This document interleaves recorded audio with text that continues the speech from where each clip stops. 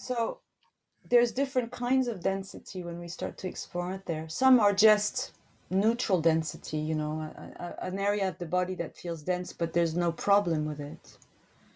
But often there's a psychological charge to that density, right? There's a dislike,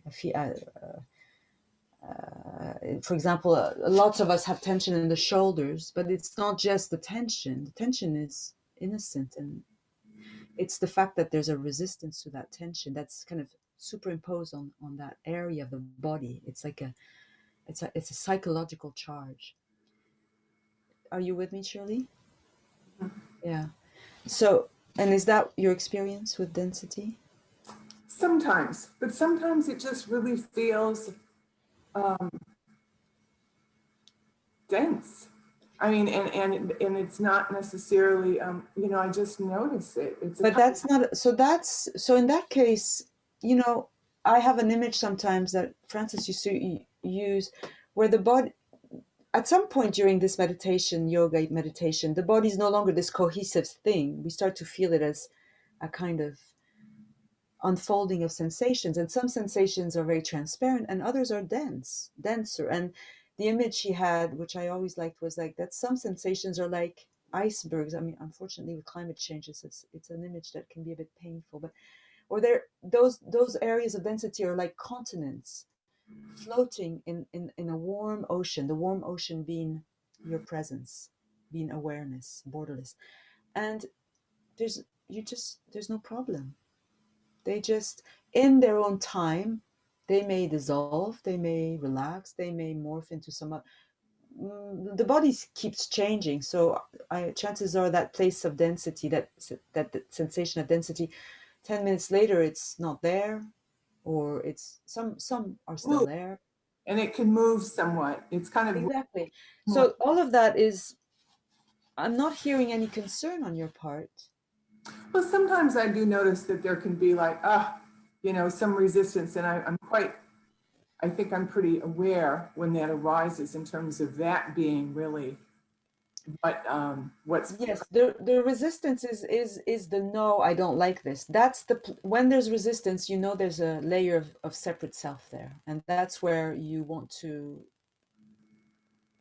just make sure that feeling is, that sensation feeling, that me feeling is seen fully, that you establish fully that there's nobody there, that it's appearing in you, that it is an innocent sensation. So and that's the kind of liberating of that density of the psychological charge of the me-ness.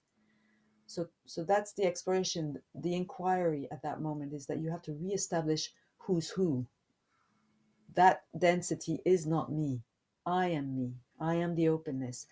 That density is innocent, and then you, having established that, you move back to include the totality of your body, the totality of your experience, so that you don't give special attention to that area, because in giving it too much attention, you could recharge it with a sense of me. So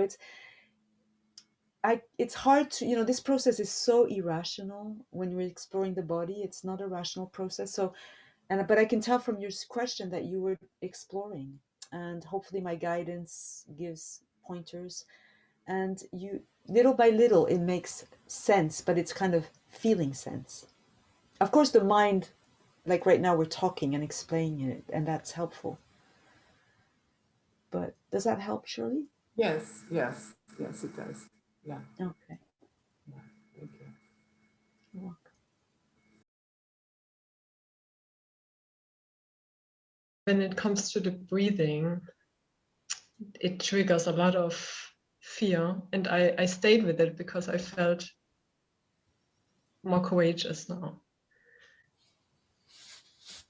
But then there's something I want to explore with you, and this is, I see that all the fear that comes around the breathing is because there's this image, like there's this body, I'm in it. The breathing, if it stops, I'm dying. Like the breathing is connected to the nose, it's connected to the lungs, but this is all memory. And if you were to stop breathing, the body would die. So it's not unfounded, this belief.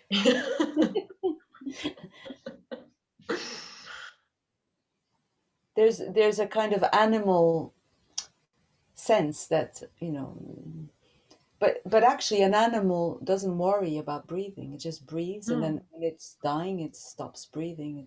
There's no psychology attached to it. But Yeah. in our case, breathing has been there from the beginning of Sophia. Yeah. Like once you cut the umbilical cord, first breath, first experience of me. Yeah. I mean, of course, you're tiny little infant, so you're not cognizing this, but it's actually probably the first, or maybe not, but I don't know because I'm making this up, but a very powerful Yeah. breath is a very, very powerful place for consciousness to identify with. And because you know why? Because breath is always with us.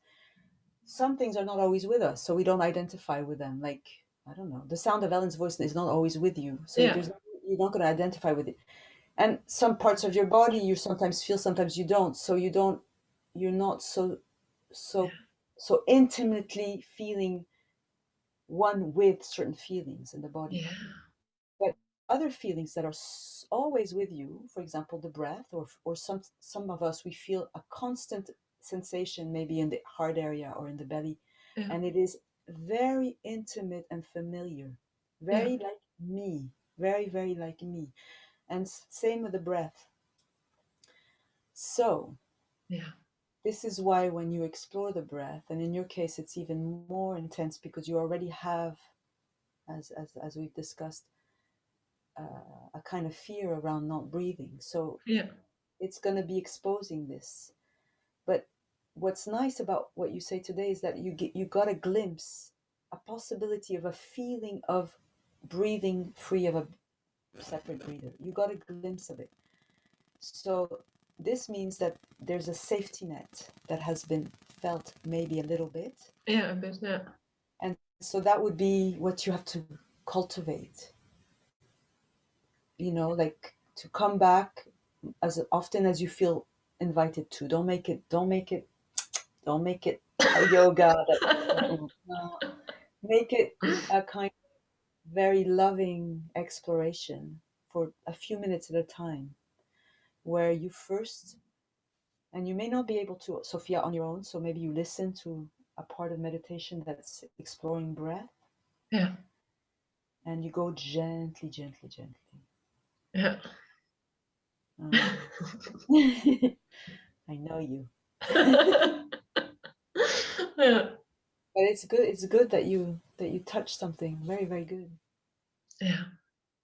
And don't have a big agenda that it has to happen, purifying the breath of the breather. No, be very curious about the layers of the breather, because they're going to be innocent sensations.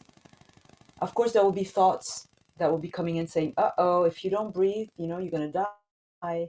But just maybe don't try to push those thoughts away, because they're just not useful, obviously.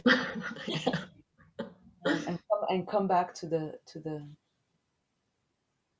I mean, I guess if the thoughts are very intense, you can't push them away. But see what you can do to be more with a feeling than with a.